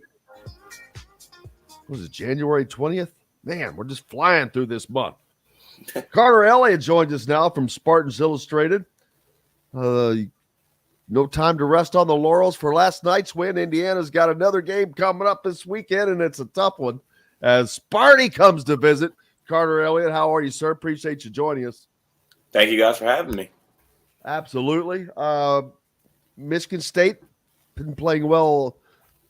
Once the season got going, they've been playing well the whole time, looking like a team that's challenging for the Big Ten lead and playing like that again last night. Indiana, fortunately, is playing well also. This is looking to be a hell of a game come Sunday. Oh, yeah, it definitely is. And I'd be lying if I told you that I was excited that Indiana is getting it together and playing good basketball. Now you guys are coming off the win, I believe, at home against Wisconsin and then going into State Farm Arena. And I was just in that same stadium actually last weekend to watch Michigan State play Illinois. And I know how tough that place is to play and how hard it is actually to hold a lead in that place too, as we blew a second half lead in that game. So that's an impressive win by you guys. So it's going to be exciting come Sunday for sure. Dustin? Well, I was curious about last night's game. We've talked a lot about Indiana getting the win over Illinois, but Michigan State gets a big win over Rutgers. Rutgers has only had 2 losses coming into that game last night. I mean, what did you see? What went right for Michigan State? Because they had dropped back-to-back games against Illinois and had a lot of opportunities to win that Purdue game and get the upset there. But what did you see in that game from Michigan State against Rutgers that maybe they hadn't been doing in the previous 2? You know what? I don't know if necessarily much really changed, to be honest with you. I just think that they kind of ran into 2 really good teams in Illinois and obviously Purdue being a top 3 team in the country. And we went toe-to-toe with Purdue. And, we had a chance to actually win the game with under 30 seconds left. So I wasn't necessarily disappointed with our play at all. But this game against Rutgers was, in my eyes, more of a desperation point. So I was looking for Michigan State to be the more desperate team out of between them and Rutgers. And I think they were, and they were able to get the win. And once again, our backcourt of A.J. Hogarth and Tyson Walker have just been phenomenal and just the fuel that makes this machine go. And we're really just going to go as far as they can take us this season, especially with the unknowns of if or when Malik Hall is going to come back from injury, who's another important part of our team. After winning 7 straight games, they lose a couple, but seem to have gotten right back on track just in time as they hit the road and travel to Bloomington, a place that's generally a tough place to play. And right now with Indiana playing well, it will be a tough place because that will fuel the crowd and the crowd will fuel the team, I would assume. So this should be a hell of a game on Sunday, I'm thinking. I didn't expect Indiana to do what they did at Illinois last night.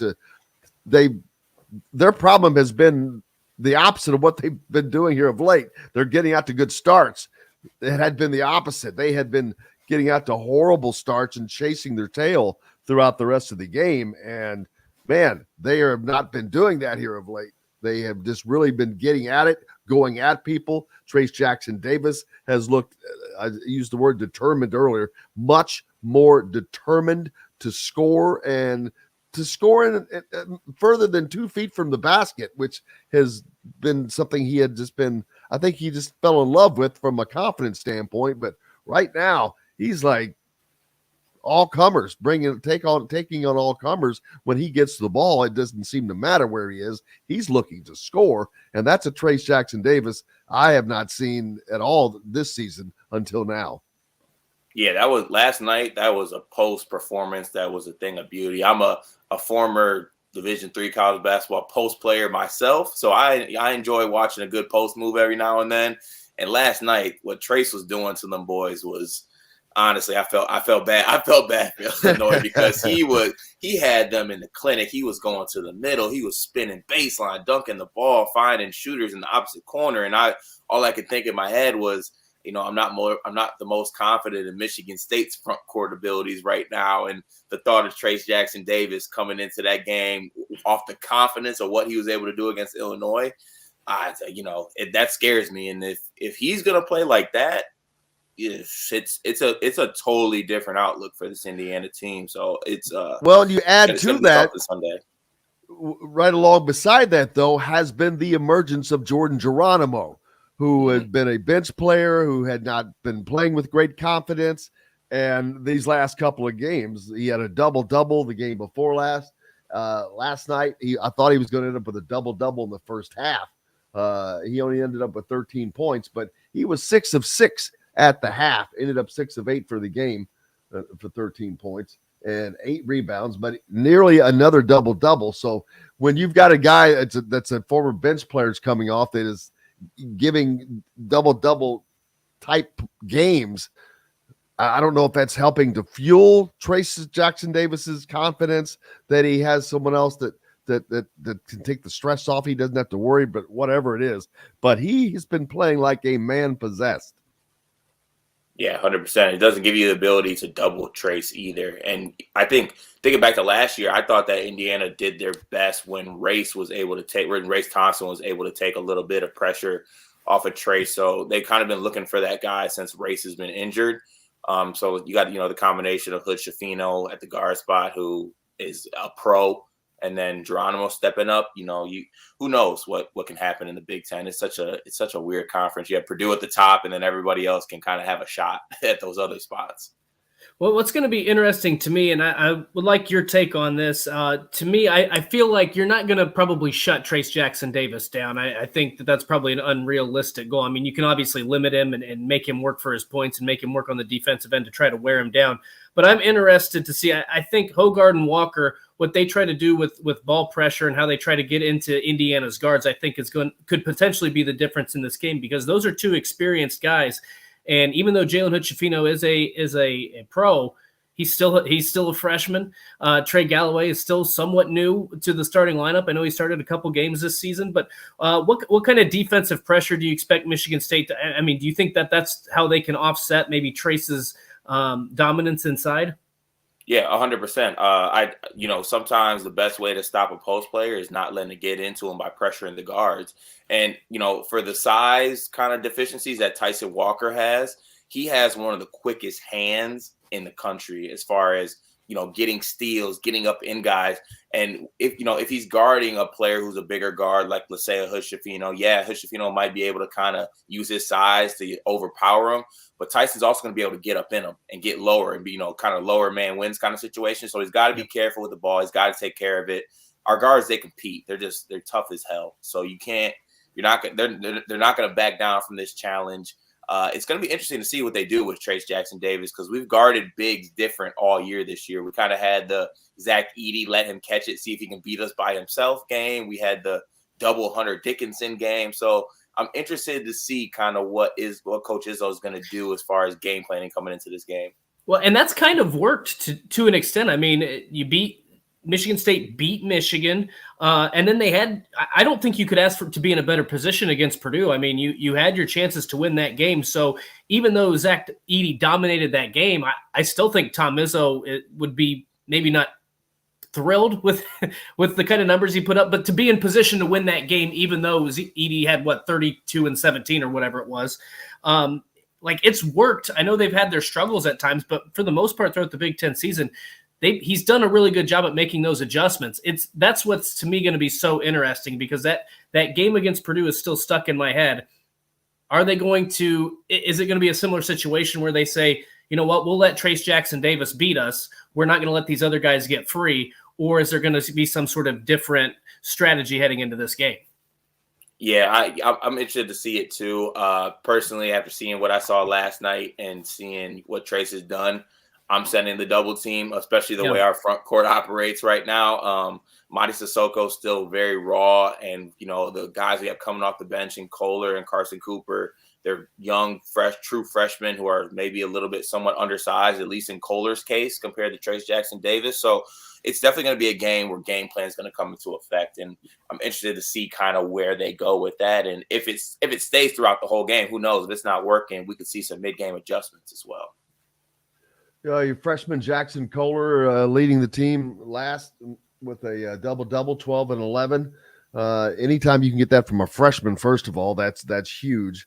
But that shows that this time of the season, you're in the Big Ten play, and when you start playing well, like Jordan Geronimo, even though he's not a freshman, but he's getting it. That means it's time for him to start playing. So that's got to be exciting for Michigan State fans. Definitely, because we've been waiting on it. We've been waiting on it all season. So it was good to see him have a coming out party last night against Cliff Omarui, by the way, who's one of the most physical players in the Big Ten. So that's not who I expected him to have his coming out party against, but it was definitely a sight to see, a positive for Michigan State fans. And the Big Ten standings now, of course, we've talked about that. Purdue at the top still with just the one loss at 7-1, but right behind them, you've got a plethora of teams led by Michigan State at 5-3, Rutgers at 5-3, whom they just beat, Wisconsin, whom Indiana just beat, Iowa, who was started the Big Ten play 0-3. Illinois is at 4-4. They started 0-3. So this Big Ten season's been crazy already. When you have teams that are that high up that started with 0-3 and 0-4 marks, Illinois went ahead and they won 4 straight. So it's Indiana jumps back up to the middle. They were at the bottom. They're at 3-4 now. Yeah, 3-4 now. So they need this game just to get back to even. Besides Purdue, the Big Ten is looking like an accordion, and every time you squeeze it in, you don't know which team is coming back in what position. Yeah, exactly. I mean, like you said, the top 4 battle is going to be fun, I think. I feel bad saying this. I'm kind of ready to concede the conference to Purdue. I mean, they're off to a crazy start. You can't. It would take and I mentioned a couple of wins they got already. At Ohio State and at where was it? At Michigan State. Michigan State, yeah. At Michigan State. At Michigan State, yeah. Those are just 2 gigantic wins that they already have under their belt. And so with that, I'm like, wow, it's going to be hard to dislodge them. But yeah, everyone seems to be fighting for second place right now. Well, you talk about the top 4 battle, Carter, and we've talked this week about this is a pivotal 3-game stretch for Indiana. Illinois at home against Michigan State, then on the road against Minnesota because of how they started 1-4 and kind of needed to bounce back. But I think if you're Michigan State and you have aspirations of finishing or competing with Purdue at the top and then, potentially finishing in that top 4, this is a pretty big 3-game stretch for them as well. I mean, you've got to close out this month. You've got the game against Indiana this weekend. Then you go home against Iowa, and then you head back to the state of Indiana to play Purdue, and then you throw in another one. You got Rutgers to kick off February. So this is probably a 4-game stretch here for Michigan State where we might find out if they are one of the top contenders in the Big Ten, or if they're going to be middle of the pack here. Yeah, definitely. And with the way the Big Ten is shaking up too, I mean, Jim just brought it up. Like one game can swing you so far one way, and one game can swing you so far the other way. Especially in a game like, we have, like you said, Purdue coming up in a week or so. That game could be, who knows what could happen and what could be on the line in that game. So, you can't look ahead. Unfortunately, you got to take a game by game, which sucks. I hate doing that. I love looking ahead, but you got to take a game by game and just, do the best you can. I mean, in Indiana's case, you got to win home games. I feel like you got to win home games and then figure it out on the road. But when you're in the middle of the pack, the home games are very important.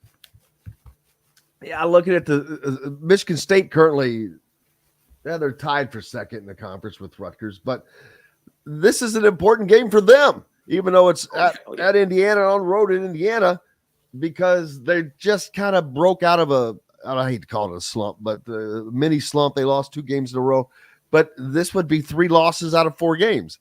And that doesn't, while that sounds bad, they're not playing. I don't think that they're playing like a team that could lose 3 out of 4 games, but that's a very, very real possibility. Yeah, 100%. And then on top of that, with the Malik Hall injury, we don't know when he's necessarily coming back or if he's coming back. So with him being one of our best players, we're just kind of, I hate saying we're trying to tread water right now, at least, but at the same time, we need to tread water and win basketball games. It's going to be a big one. I mean, in my Michigan State life and fanhood, playing at Indiana has always been a struggle. So I guess we're going to see how it goes. These are always fun games. I'm telling you, Indiana and Michigan State, they're always great battles, no matter where they are. And I expect no less with this one right now. With the Indiana's fans are rejuvenated because the team is rejuvenated. And yeah, there's not much. It's hard to find a tougher venue to play in when things are going well for Indiana than Assembly Hall. And I think that energy, you can see it on this team. That's something that I haven't seen, Dustin. I don't know if you have, but this team has got energy right now. One of the things that they, had been, the knock was not playing with moxie, not playing with toughness, being kind of soft at the start of the year. And it's taken them a minute, but that's not what we're seeing right now. We're seeing a team that is playing with a chip on its shoulder, and that should bode for a hell of a game on Sunday, and I can't wait. I'm looking forward to it. Same here. With all that said, Michigan State's going to win the game 72-62. Here you go. That said. What? A 10-point? 10 points? Really? It's going to be close. It's going to be close. We're going to pull away late with free throws, but it'll be close. There you go. How in the hell can you come on here and say a 10-point win, man? I said a respectable 10-point win. Like it'll be around 6 points, and we'll make some free throws. There's no such thing as a respectable 10-point loss in your home floor. Gotta call it like I see it. Hey, I love it. I love it. I think that I think, and it's not. Trust me, I'm not a homer. I'm like, I think Indiana wins this game. I think that they're riding on a high right now. That they're playing well. That Trace Jackson Davis he's pissed off. He looks like he's pissed off, and that's good. That's a good thing. He's playing like he's pissed off, and he needs to stay that way. Jordan Geronimo, somebody has got up into his ear and made him become a player because he's playing like he has not ever played before. So if that continues, I think Indiana wins again. But it's not good. It'll be a tight game no matter what, because Indiana likes to make games close. They like to get big leads and give them away and scare their fans. It looks like, because I thought they were going to do that again last night. Carter, what's up next for you at Spartans Illustrated? I have a piece coming out actually on the Indiana game, Indiana preview. That should be out sometime tomorrow, early Sunday maybe, and then I'll probably have a recap piece as well on that game. So a couple things here and there, maybe a little mid-season takeaway letter as well. I'll probably be having that out sometime middle of the week. Absolutely, brother. Appreciate you so much, and look forward to doing this again. Thank you, guys. You bet. Carter Elliott from Spartans Illustrated joining us here on Indiana Sports Beat Radio, brought to you by our good friends from Cabello, a part of the Endeavor Hospitality Wild Network. Make sure you go there and join the Wild Club. Start earning wild rewards today to great places like Cabello. Looking for something different for lunch or dinner? Visit Cabello Restaurant located on the square in downtown Bloomington. Experience the taste and traditions of Southern Italy right here in Southern Indiana. We're back with more Indiana Sports Beat Radio right after this. We'll be right back to the Golf Club at Eagle Point Studios for more Indiana Sports Beat Radio with Jim Coyle, presented by Endeavor Hospitality Group and Andy Moore Honda of Bloomington. Thanks, Carter. We appreciate you. Thank you, guys. Hey, yeah, brother. Thank you. I appreciate it. It was fun. Look forward to doing that again sometime. Oh, 100%. Anytime. Let me know. I appreciate it. How long have you been with Spartans Illustrated? I just started at the start of this year. So January. So it's early. Awesome. Well, good deal, man. I appreciate you. Yep. Appreciate you guys. Have a good one. You bet. Too. Thank you. Have a good day. See you. All right. Let's see. Brady wearing the pants in his family. I like that. He wears the pants in his family when his wife lays them out.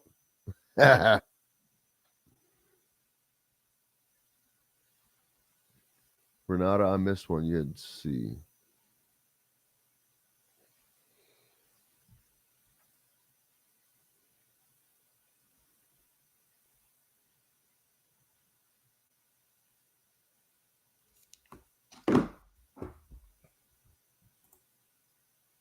Yes, he is.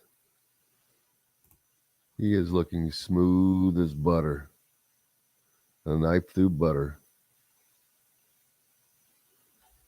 Man, I got a doctor's appointment today. I got to drive down to that I'm not excited about. I went to the eye doctor yesterday. I don't care. I figured you didn't. I'm kidding. I'm only kidding. No, nobody cares. Can you see? No, I can't. Can you see? The guy. Can you see? The eye doctor was like, we got a problem in that they misdiagnosed. That's never good to hear coming from a doctor. It's never good. Number one. Number two is that he's like, your prescription is completely wrong. I'm like, well, this is wonderful. I've not been wearing these glasses for the last 4 years. Wow. And Dustin, then Dustin, what? So I can see, but my left eye is doing all the work. My right eye, apparently, nothing. Oh my gosh. Lazy. It is lazy, correct. So you have a lazy. I have legitimately, yes, I have a lazy eye. You have a lazy ass eye. I do. I mean, it figuratively and literally. Can't you see? Can't you see what that woman, Lord, she been doing to me? All right, here we go. Let's have fun this last segment. With quality, local, and organic. Think we haven't been? The main focus, Southern Stone strives to always. No, just the last segment of the week. I said that. Kidding. Of service, Southern Stone Restaurant provides delicious 5-star comfort food with a Southern charm at 2-star prices. Southern Stone Restaurant is part of Endeavor Hospitality's Wild Club. This segment is brought to you by Bubba's 33 in Clarksville. Pizza, burgers, beer.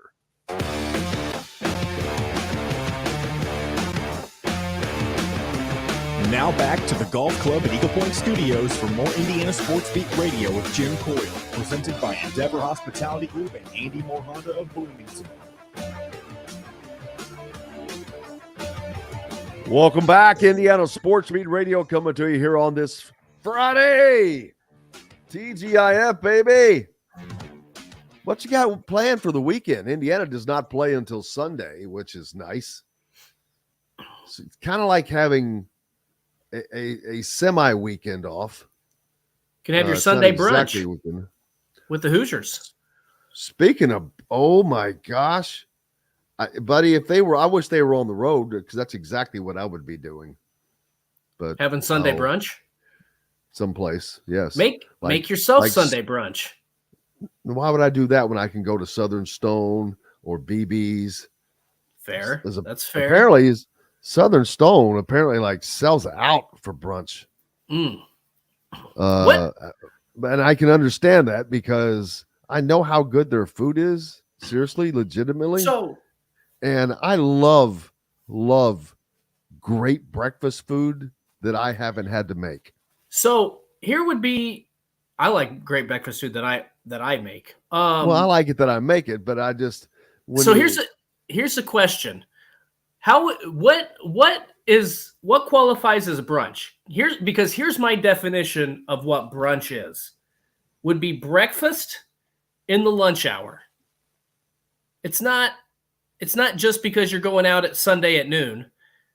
To me, it's not a combination of lunch food and breakfast food. It's breakfast from like 11 o'clock to 1. What if it's lunch in the breakfast hour? Breakfast. That's breakfast. That's there we go. See, we come up with another one. So there, if you have a cheeseburger at 8 a.m., breakfast. Brunch was just a fancy word for someone was wise enough to come up with to stretch out lunch. To stretch out breakfast. Yeah. But not really. I don't think it was stretching out breakfast. I think it's actually stretching out lunch because you missed breakfast. Now, wait a second. Hold on. Five Left says he loves bacon, but he hates making it. Oh.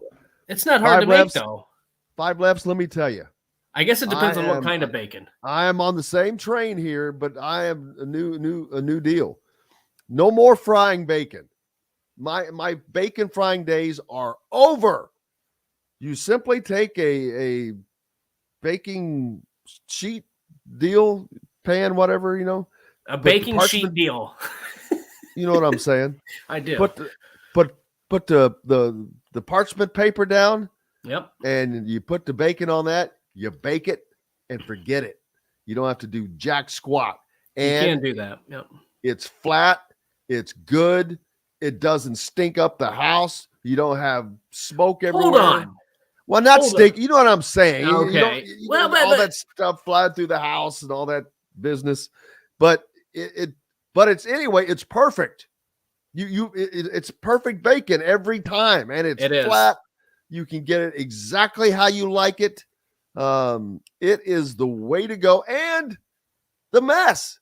You pull that thing out, wad up the paper, and throw it away. It's beautiful.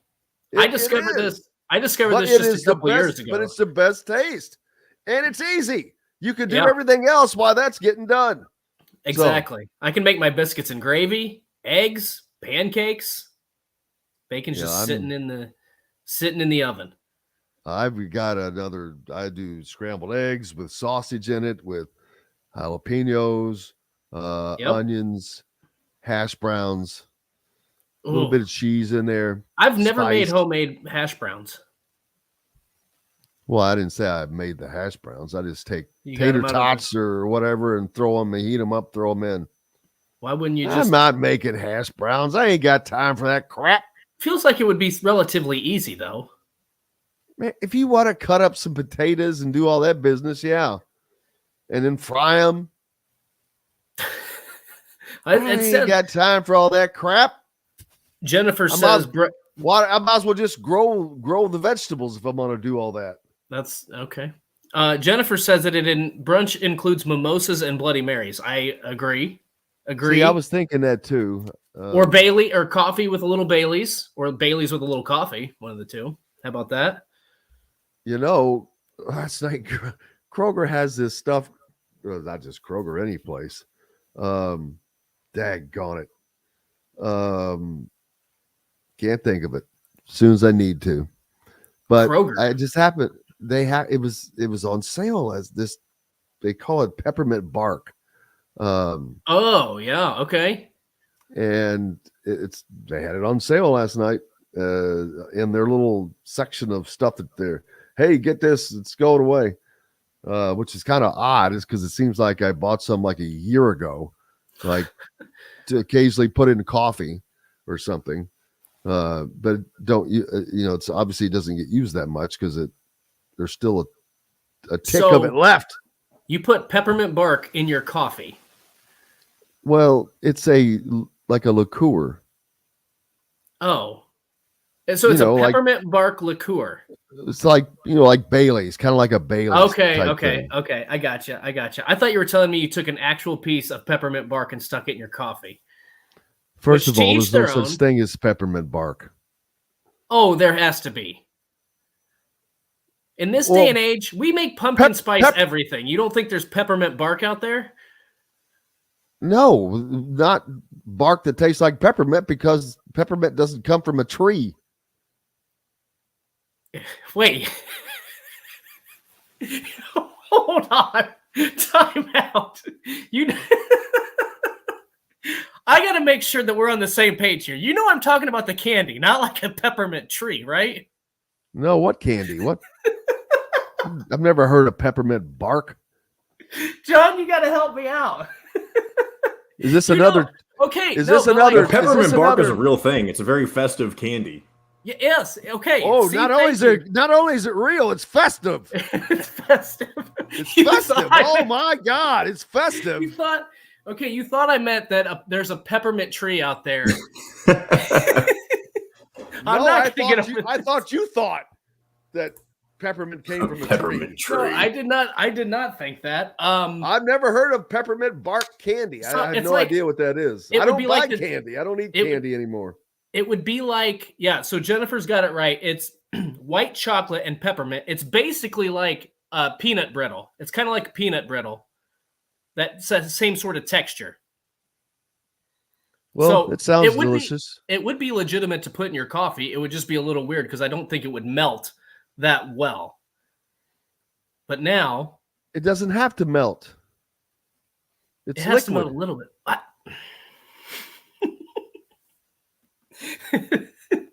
This feels like an episode of The Office. It's like who's on first? What? Who's on second? What's on second? What are you talking about? I don't give a darn. He's on third. That is fantastic. Oh. That was hilarious. I missed that. It's just one of those fun days. I'm missing all the good comments, I guess. I'm behind.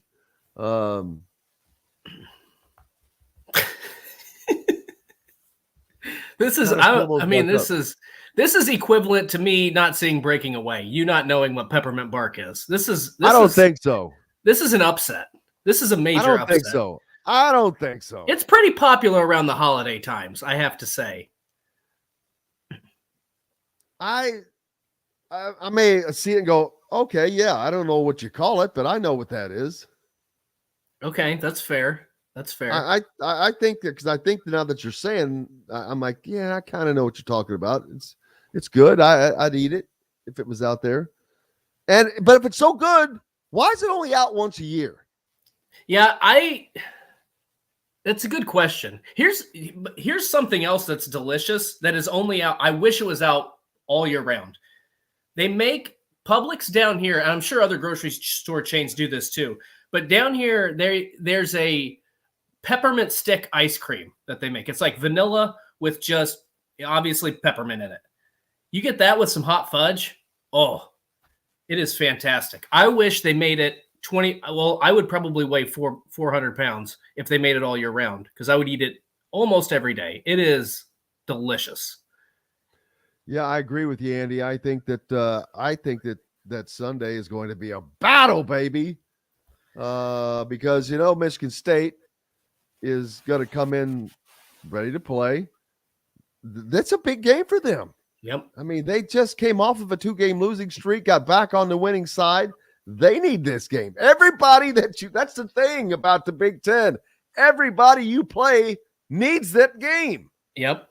Every game's a must win. And it doesn't matter where the hell it is, or home or away.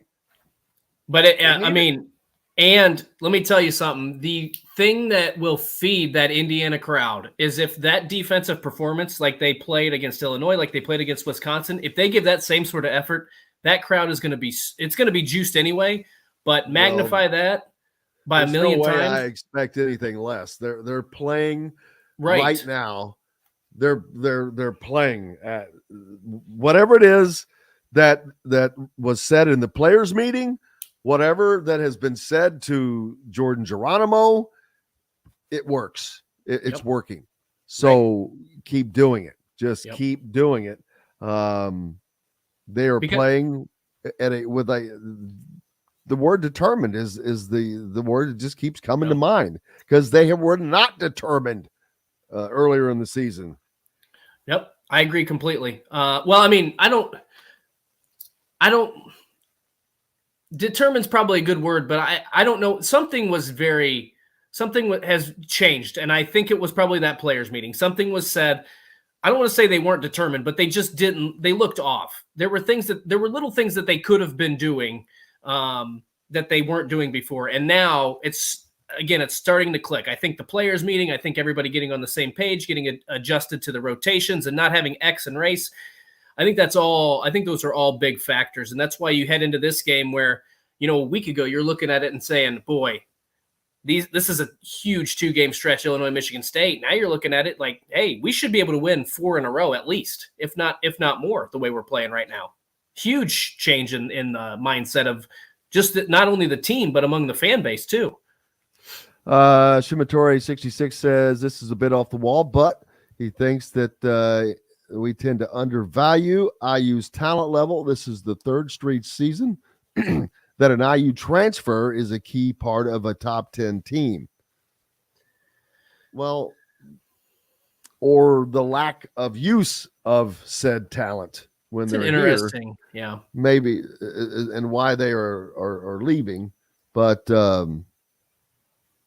so, yeah, that's a good point. But at the same time, you can kind of go both ways with it. When Justin Smith was here, no one knew how to get what they needed out of him. But of course, he was playing in a stupid system. He was playing under Archie Miller. So I can't blame anybody for anything at that point. I don't know what I would have done. I would have just ran circles, threw the ball in the air. That probably would have worked really well. Jim Harbaugh said he heard John, the producer, listening to Nickelback during this segment in the background. Not surprising there. Okay. Kevin says he thinks Indiana's going to win on Sunday with their defense. No, that would not be a surprise. Robert, he's responding to something, so I don't know what that was. Whoops, now my comments went flying. How's everybody doing out there, by the way? You ready for the weekend? Got weekend plans? What's the weather going to be like, peeps? Are we staying above? Is it going to above freezing and all that? It's all that matters. What about that snowstorm? Isn't there a snowstorm coming in? Why you got to talk like that? I'm sorry. Isn't it supposed to be 60? Man, today high of 36. That's above freezing. Yeah, barely. Then it's gonna flounder for the next week. That sucks. Right around 41, 39. It could be worse.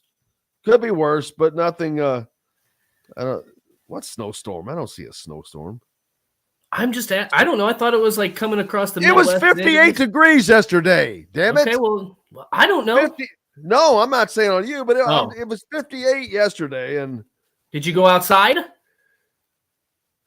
No. I did make it out. Oh, barely, but I did. It's shocking. I'll be sitting in the same spot sometimes and look up and it's 6 at night. And I'm like, what the hell? Yeah, we're just expecting a few flurries or snow showers possible. Nothing big. Okay. That's good. So nothing to worry about. And then, of course, for the game on Sunday, high of 38 degrees in Bloomington with a 68% chance of precipitation. Snow during the morning tapers off to give way to cloudy skies during the afternoon. So should be no issue for travel for the game on Sunday. So there you go. Perfect. 1 minute. Wow. 1 minute left. Cannot believe it. Always fun. Looking forward to doing this again. Can't wait to see what happens with the game on Sunday. Indiana making things fun again. And the Big Ten is going to end up with a crap ton of teams in the NCAA tournament this year. I think so. They have changed left and right. But big thanks to Alec Lasley from thehoosier.com for joining us on the program today, as well as Carter Elliott from Spartans Illustrated. Make sure you give both of them a follow, of course. Alec from thehoosier.com, Indiana Rivals, for all coverage of Indiana Hoosiers, recruiting news. Carter Elliott, of course, for the Spartans. And then big thanks to Schutte Dustin, at Schutte Dustin, where you can follow him on Twitter. Dorky Dustin or Dorky Schutte or whatever it was. Dorky Schutte, I liked that. There we go. JTP, keeping us between the white lines. And most importantly, thanks to you guys. Without you, we've got no reason to be here.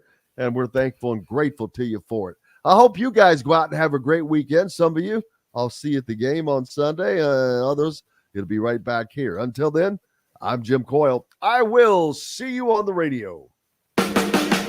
Thanks for listening to Indiana Sports Beat Radio. Be sure to subscribe to our YouTube page for more clips and team coverage of Indiana basketball, football, and more. You can also find full episodes and tons of other content on thehoosier.com. We'll see you next time for another edition of Indiana Sports Beat Radio.